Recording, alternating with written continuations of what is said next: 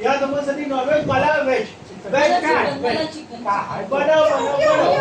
जा आता जा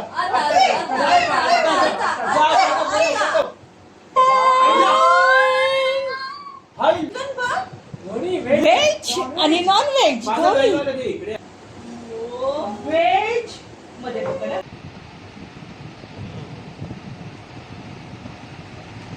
अच्छा शिजवा